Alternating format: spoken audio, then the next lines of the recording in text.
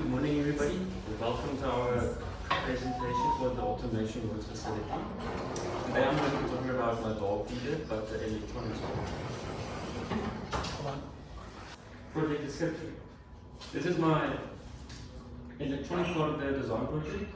In front of the feeder, there is an IR, which stands for infrared sensors. That infrared being detected, and once it is triggered, it will send a signal to the arduino, and therefore it will work. It's magic. Problem statement.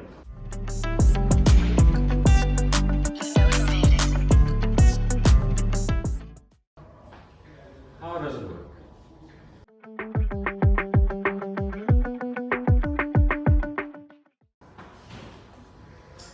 Features.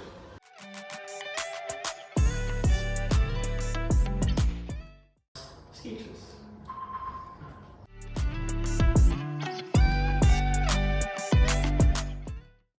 Product structure model.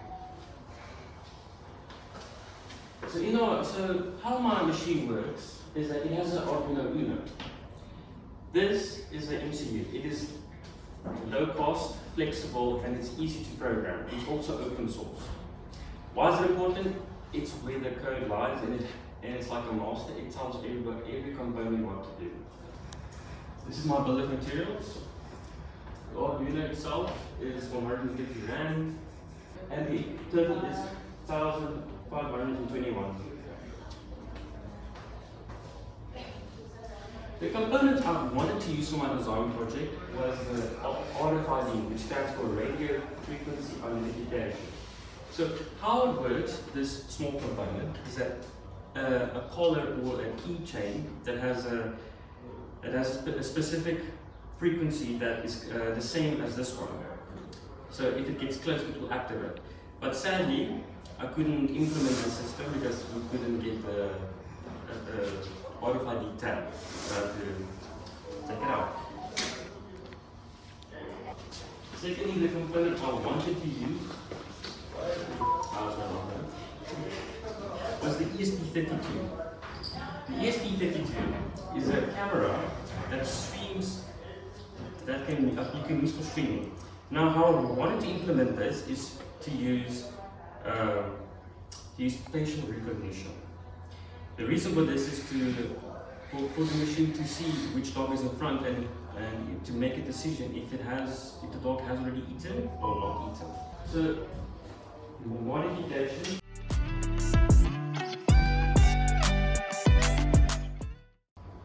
This is my coding, so I'll quickly explain briefly. So normally in Arduino we have variables. They're on the top. So this is where all the frames are and all the information is stored. This is our setup. This is only run once. You have your inputs, which is what is triggered. For example, an input would be the IR beam detector as well as the Hall effect. The outputs is the motors. And what I've also learned this semester is to use interrupts, but most importantly, an attached interrupt. How it works is when that interrupt is triggered, it stops all the coding and will only run that code first and then carry on. Then we have our loop. So I've added two modes. To make it simple, I've made containers for the modes to make it easier for the code, to make it more reliable to read and easy to follow. So our first mode and our second mode. Technical difficulties. So the few technical difficulties I found was mounting the motor itself, the DC motor, because we already built the house in the previous term. I couldn't really find a better way to mount the motor, so we only had to use one screw. But luckily it works. Assembly took a long time. It took quite a while to figure out where right components go and if this will work or if that will cause a problem. Another issue was I couldn't really add the facial recognition as well as the RFID scanner because I didn't have the components, as well as the theory behind recognition was quite difficult for me to get the hang of, as well as wiring. That is one of my biggest issues. Technical success. I've added a Perspex C3 panel to see if there's any food, or if it's empty, or just to see how it works. I've mounted the arduino detectors correctly. We also reprinted successfully our gear that is mounted on the DC worm gear. And the feeder works. Future improvements. I want to stick to my original ideas by adding a facial recognition as well as an RFID tag. This will allow me to make sure that the dog, if it has the collar on, it will trigger the system when only it gets the food. And facial recognition for security purposes. You can also use the camera that is integrated into ESP32 as like a security streaming service, so you can see what's happening. And I also want to add an app so that instead of using these things, if you want to use them, you can use the app to feed your dogs. What I wanted to make was that you have so many options to feed your animals. You don't have to use all of them. It's what you want them to use. But what makes it easier? What I want to do is I want to make it bigger. The reason why I want to make it bigger is to house more food and have more space for the electronic components, as well as more food in it, so less time needed to put food in. And I also want to add a stronger motor. The reason why? So that the food will always be crushed no matter what. And I also want to add LED/lights. The reason for this is also important for communication purposes. The reason for communication purposes is that if there's an issue, you can actually see what the problem is. If there is no LEDs, you can't see what the issue is, and it's still something I want to add. Final mission. I would give myself an 8 out of 10. If I was here every day this term, I never took a day off, only if it was a public holiday. I always worked on my design project when everything was completed. I did spend 2 weeks on 2 components, like the RFID tag and the ESP32, to understand them.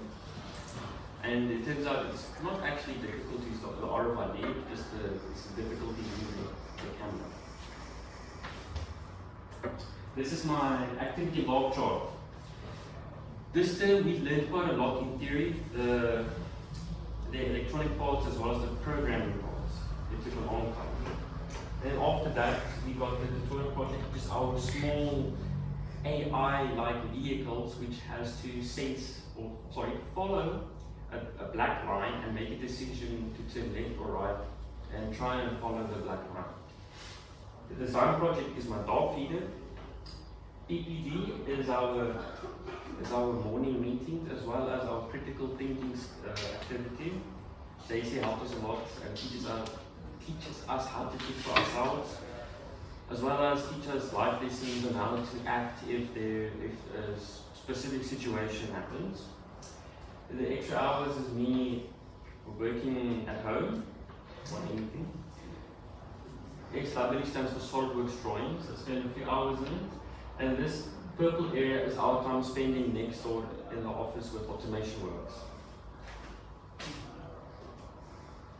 The skills I've learned. This term I learned about soldering. I'm not a big fan of it, but I mean, if you do it by yourself, it's not very fun, but it is quite a challenge. And also learn more of drilling. I'm still an amateur at it, but I'm getting used to it. But also learn how an arduino works, which is quite cool, I must say. It's very fun if you have somebody like Nick to teach you each day, or if you have a lot of questions to ask. And the coding is also fun if it works. And I also learn how to connect circuits. With wiring, for example, ground can go into any ground, as well as volts going to specific places. If the wires going to the wrong places, it can result in your whole project not working and you have to replace components, which is not what we want. Lessons I've learned. Before I do anything, I ask Nick to see if the wires are correct. And as well as measure 5 times and then cut once. The reason for this is I have made a few errors in the past this term because I measured twice, but it still didn't work out. And as well as check the voltage pins, because it's important that the Arduino itself gets 5 volts. If it doesn't get those 5 volts, it will not power on. How did this happen? So the motor driver, which is this small red component, it itself can get up to 12 or 35 volts. And what happened was it got 12 volts, but the wire wasn't thick enough to get the Arduino itself 5 volts. Therefore, my Hall effect sensor couldn't work. And how did I fix this? I added thicker wires. Thicker wires and copper. My work distribution, 70% of the work was done by me. I did the coding as well as assembling my design project. 20% of the work was done by Nick. I helped him if I was stuck in a specific part or for advice, how to code, etc. And 10% of the work was done by Benny. He helped me solder as well as helped me drill on my design project. Acknowledgements. I want to thank Nick for helping me this term with coding as well as understanding more about electronics since I want to go into that field myself. I want to thank JC for helping us this term, understanding more about ourselves and how to think for ourselves and see how people act in a specific situation. And I want to thank Benny for making this term fun, even though he wasn't here for 4 weeks or so. But thank you, Nick. Thank you, JC, Nick, and Benny. These are my references. These are the research I've done to see the dart feeders, what types they are, how do they work. A lot of research was done to make sure that my dogs, that are 9 dogs I have, gets enough food. Also done research on how Arduino itself works and what to do and what not to do. For example, you have to make sure that there is always an output and an input, and if something is an output that's supposed to be an input, it can result into a massive issue. For example, it can short circuit. What is supposed to happen is when the gear is activated, a small magnet, not this one, a small magnet will connect to or be sensed by the Hall effect sensor. As you can see, it is magnetic.